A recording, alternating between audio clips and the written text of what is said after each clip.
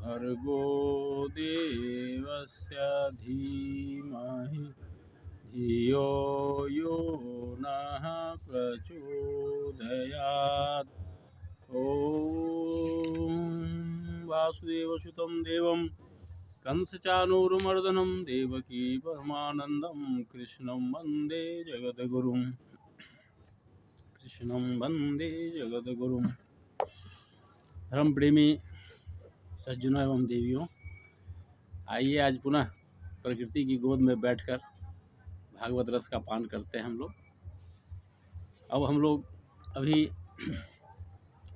श्रीमद् भागवत महापुराण के 5वें स्कंद के 26वें अध्याय पर चर्चा कर रहे हैं।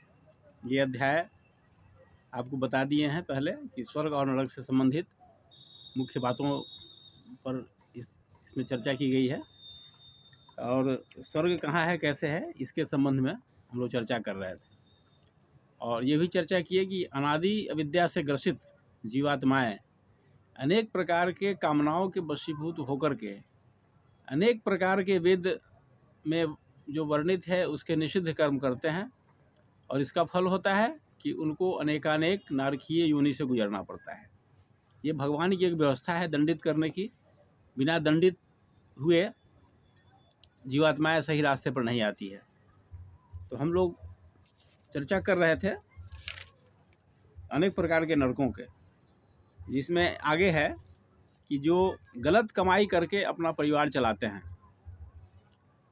दूसरे का हक मार करके जो अपने परिवार चलाते हैं, अपने शरीर का, अपने परिवार का पोषण करते हैं, वे रौरव नरक में जाते हैं।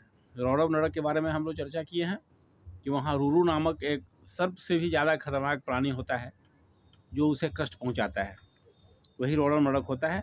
इसलिए हम जो भी खाएं सही कमाई से खाएं। हितभुक, मितभुक और ऋतभुक, हमारे शास्त्रों में जो कहा गया है हितभुक, मितभुक, ऋतभुक, इसका यही मतलब होता है। ऋतभुक का मतलब ऋतु के अनुकूल नहीं, सही कमाई से। सही कमाई से जो भी मिले आप परिवार के साथ खाइए, तो उसमें उसका एक लाभ अलग होता है। ये शास्त्र हमारे भगवत गीता में भी आया है कि यज्ञ शिष्टासिनः संतो मुच्यन्ते सर्व किल्बिषै भुङ्क्षते ते तोघं पापा ये पचन्ते आत्म कारणात्। यज्ञ से बचे हुए अन्न को खाने से मनुष्य अनेक प्रकार के पापों से मुक्त हो जाता है, और जो व्यक्ति केवल अपने लिए बनाता है वह तो पाप को ही खाता है। इसलिए अपने भोजन को भी यज्ञ अवशिष्ट के रूप में ग्रहण करना चाहिए। आगे है कि जो व्यक्ति, स्त्री या पुरुष कोई भी हो, जो व्यभिचार करते हैं उनको तप्तसुर्मी नामक नरक में भेजा जाता है। तप्तसुर्मी में होता है कि अगर स्त्री है तो पुरुष, पुरुष है तो स्त्री का एक स्टैचू बना करके तांबे का उसको गर्म कर दिया जाता है। बहुत गर्म होता है, और कहा जाता है कि उसको आलिंगन करो। पुरुष को स्त्री की मूर्ति, स्त्री को पुरुष की मूर्ति, एकदम गर्म धातु करके, धातु का बना होता है, उसको खूब गर्म करके और आलिंगन करने के लिए कहा जाता है। तो आप समझ जाइए कि उस धातु के इतने गर्म स्थिति में आलिंगन करने से क्या होगा, अब आप अनुमान कर सकते हैं। इसलिए भगवान हम सबको इस तप्तसुर्मी नाम के नरक से बचावे, यही भगवान की बड़ी कृपा होगी। उसके बाद कुंभीपाक नरक है, जहाँ पशु को मारने वाले जाते हैं। जो मांसाहारी होते हैं उनको ये गौर से सुनना चाहिए कि जो पशु को मारने के लिए प्रेरित करना, उसका मांस खाना, मांस बनाने वाला, प्रेरित करने वाला, ये सब एक समान पाप के भागी होते हैं। ये कहकर हम नहीं बच जाएंगे कि हम तो पशु को मारे नहीं, हम तो बाजार गए और मांस खरीद के ले आए। ये कहने से नहीं होने वाला है, ये कुतर्क है। इसमें मारने वाला, खाने वाला, प्रेरित करने वाला, बनाने वाला सब एक समान दोषी होता है, जो कुंभीपाक नरक में जाने के योग्य होता है। इसलिए हम किसी भी पशु की हत्या न करें, न प्रेरित करने, किसी भी प्रकार से उसको सपोर्ट नहीं करें। इसी संदर्भ में हम यहाँ कहना चाहेंगे अपने श्रोताओं से, धर्म प्रेमियों से, कि गोवध बंदी की बात होती रहती है हमेशा। तो क्या गोवध के लिए हम लोग अप्रत्यक्ष रूप से जिम्मेवार नहीं हैं? विचार कीजिए, हम लोग भी जिम्मेवार हैं। अगर गाय के चमड़े से बने हुई मुलायम जूते चप्पल हम नहीं पहने तो गाय कोई क्यों मारेगा?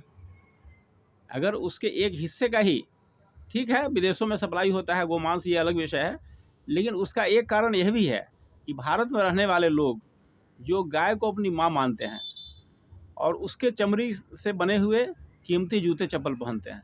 तो अगर हम जब तक जूते चप्पल पहने या गाय के चमड़े का उपयोग किसी भी रूप में करें तो हम भी अप्रत्यक्ष रूप से दोषी हैं और हम बच नहीं सकते हैं कभी भी। आप 1,00,000 तर्क दीजिए, कुतर्क कीजिए, लेकिन बच नहीं सकते हैं।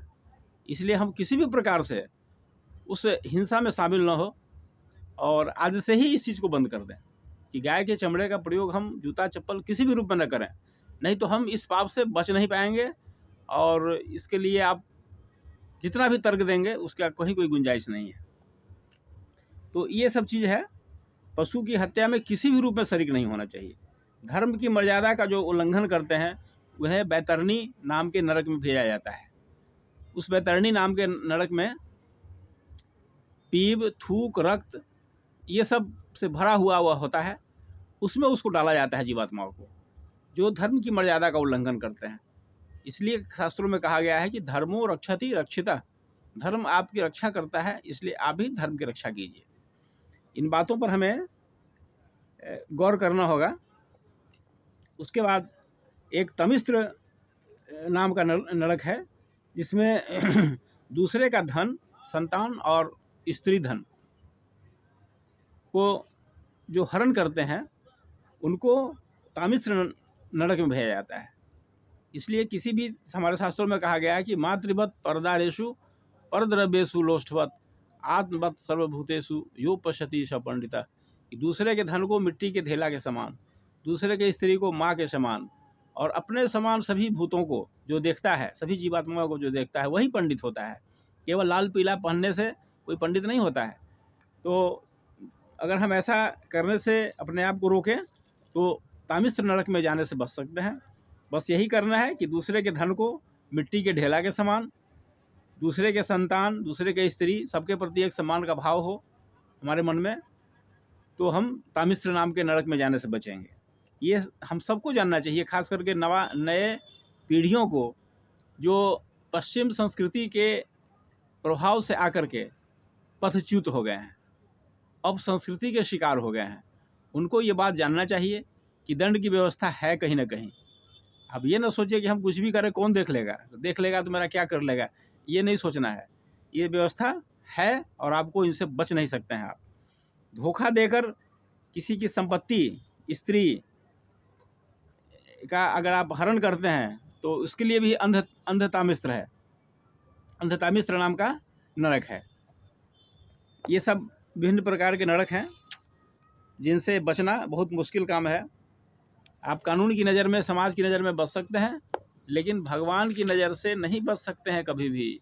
आइए इन्हीं बातों के साथ आज हम अपनी बात को समाप्त करते हैं। आप कथा सुनते रहें प्रेम से और दूसरों को भी सुनाते रहें। आधुनिक विज्ञान ने जो सुविधा दिया है उसके द्वारा शेयर करके दूसरे तक लाभ पहुंचाइए। अच्छा लगे तो इसको शेयर कीजिए, लाइक कीजिए और एक दूसरे तक पहुंचाने का भरपूर प्रयास कीजिए। ओम शांति शांति शांति सर्वारिष्ट सुशांतिर्भवतु।